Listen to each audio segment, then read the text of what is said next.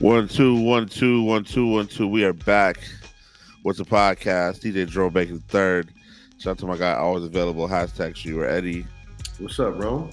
and Abdul. No Abdul. Okay, no Abdul.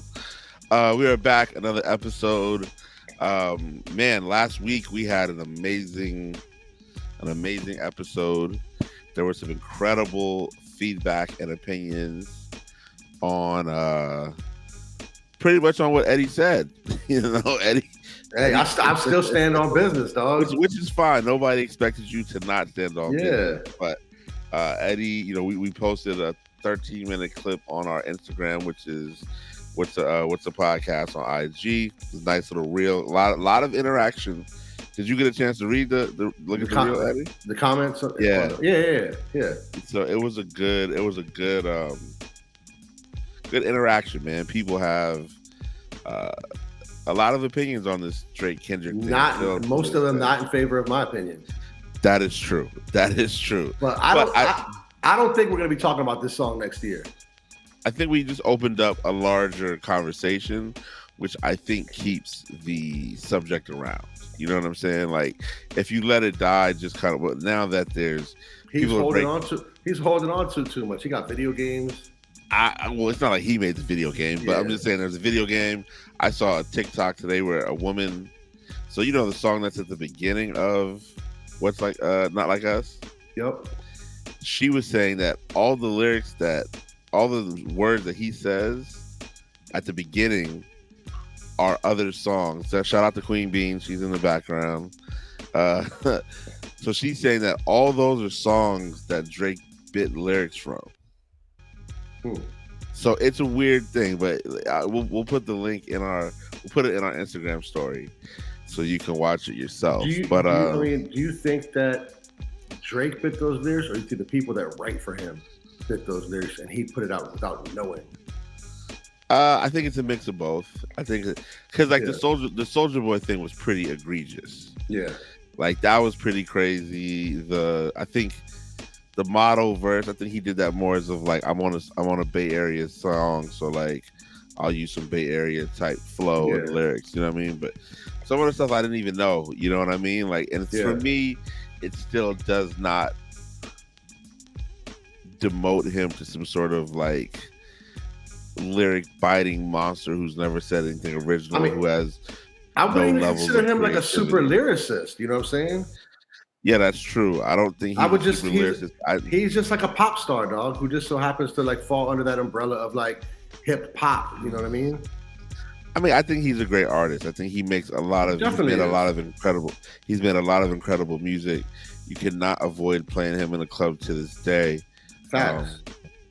You know what I'm saying? Like, so I don't know where all this anger and all this. If you're angry and upset like that, then you don't step outside. And I'll be honest to even say, like, you don't enjoy the presence of women in the nightclub because the women do not care, dog. Like the women do not care. You know what I'm saying? Like, they'll sing the motto, and then if you play Not Like Us right after, they'll sing Not Like Us, and then if you play one dance, and if you play, they're gonna sing it all, dog. You know what I'm saying? They're gonna love it. So, they love it all.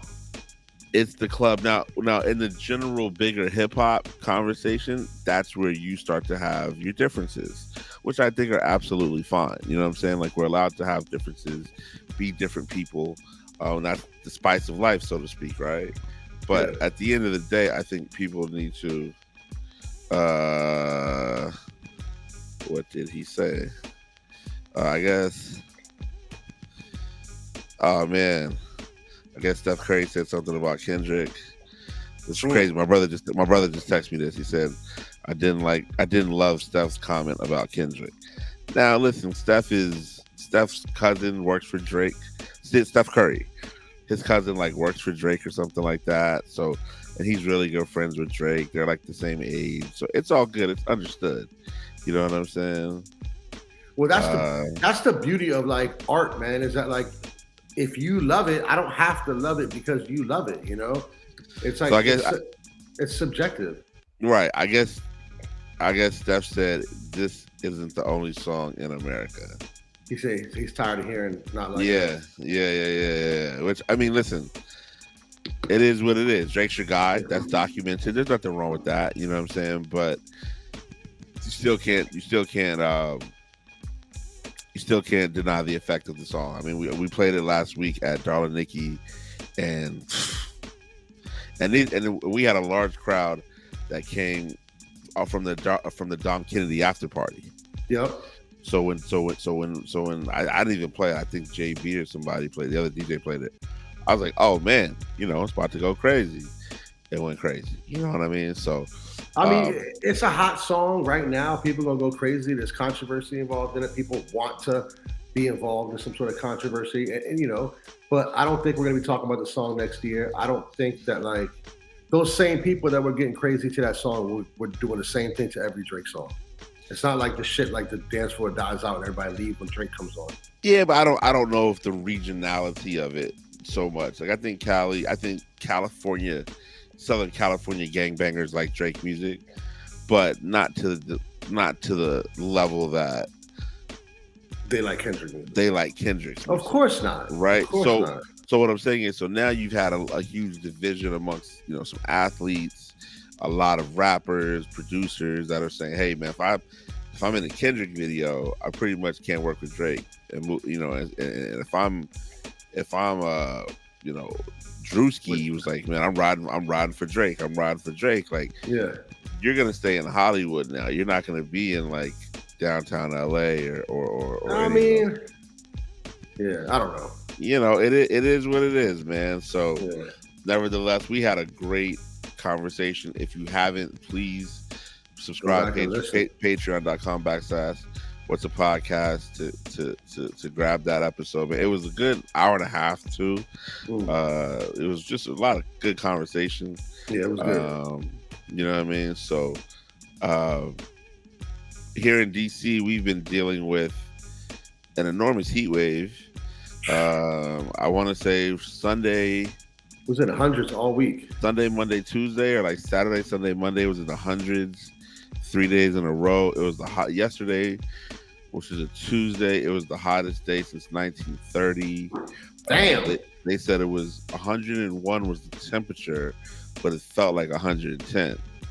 I'm like, yo, welcome to Phoenix, baby. You know what I'm saying? Like, but it's not humid out there. In Phoenix. It's not humid in Phoenix. That is a very inaccurate comment. Really? It's humid out there? Yeah, we have these things called haboobs. Haboobs are the storms that look like life's about to end. Mm-hmm. Like I can send you a photo. It's like these huge dust storms mixed with rain, mixed with all types of like whatever, and it gets very hot and very humid in the summertime in Arizona. How often do those storms come around? Frequently? In the summertime, that's their thing. Oh shit! Okay. You don't get them in December, January. You don't get them until July, August. You know what I'm saying? And it's one of those things where it looks like the world's gonna end, right? Like and then it's 20 minutes of just and we get those storms here in DC like that too. But this is with tons of dirt flying around. You know what I mean? Like it's a desert atmosphere. Yeah. So those unfortunately are very prevalent. Those have been happening. So as we've had a lot of heat in DC, my mom said those have been happening every night in Arizona as well. What are they called again? Haboobs.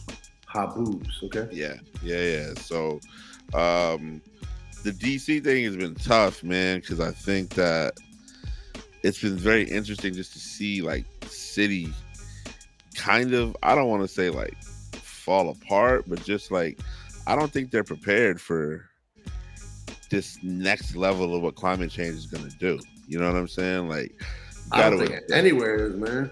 It is true, but when you have 100-degree, like when it's being forecasted 5, 6, 7 days ahead of time, you have to figure that out. So my bad. Prepare yourself for something. Yeah, a haboob is a type of intense dust storm carried by the wind of a weather front. Haboobs occur regularly in dryland area regions throughout the world. Dust storms, aka haboobs, are unexpected, unpredictable, and can sweep across Arizona's desert landscape at any time. They can be miles long and thousands of feet high. So they're wild. like a dusty rainstorm. It's like everything is black outside. It's 2:00 in the afternoon. You can't see in front of you. Just dust, violent. 20 minutes. Yeah, fuck that. You know what I mean? And then it's like, all right, we back to doing what you got to do. So, but the weather in DC has just been so crazy. Again, you still see people who I think are just looking for attention, that want to go jogging at 2 p.m. They want to go jogging at 4 p.m. There is no part of you. There is no part of you that says this was the only time of day that I could work out. Right. This is the only time of day I could water my grass. None of this makes sense, people. Yeah. Belle and I went downtown to Eaton yesterday. We got there at 11 a.m. It was like 98 already.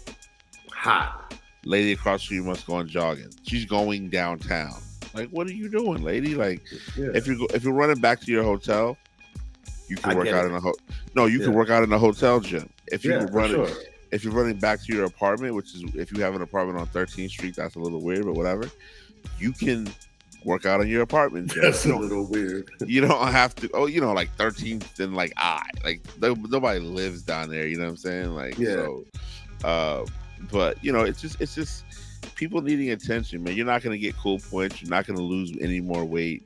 You're just going to hurt yourself. Yeah, for sure. So, in the biggest what if life changer for the entire world, patreon.com/Whats'a podcast. We're only going to speak about this shortly because I could go crazy, and I don't want our podcast to get banned, even though we're behind the paywall. Republican presidential nominee Donald Trump was shot, quote unquote, assassination attempt on his life. I think was it Ohio? I believe so. Ohio, by a Republican. The dude that shot him was a conservative Republican. Family Republicans. Yeah, young guy, 20. You know what I mean? And the motive, I don't think they've still found the motive yet. I don't think they have. I want to say, I mean, no motive would be, besides the obvious. Yeah, besides the obvious, there's just not a whole lot of positive that we can say about this. I saw both sides clamoring for unity and we should be above this. And I'm like, you can't. There's no way you're above political violence when you're supporting Israel bombing Gaza. So like, you're not above it. You know what I'm saying? Yeah. So that was that. Obviously, recently, as of July 17th, because of climate change, they're saying that the COVID is back. Not nearly as intense as it was before, but it's back. And I believe Joe Biden was diagnosed as being positive for COVID. Earlier today, he tweeted, "I'm sick," and then it was later announced that it was COVID. So we want him to get better. We've seen Trump have some interesting allies in this election cycle. Amber Rose did a rap video with another artist that they played at the Republican National Convention. Crazy. Maul from the Rory and Maul podcast. He's a Trumper now? He's a huge Trumper. Oh my God. If you look at his Twitter, he's a huge Trumper. Oh my God. You know what I mean? But he's back corny anyway, so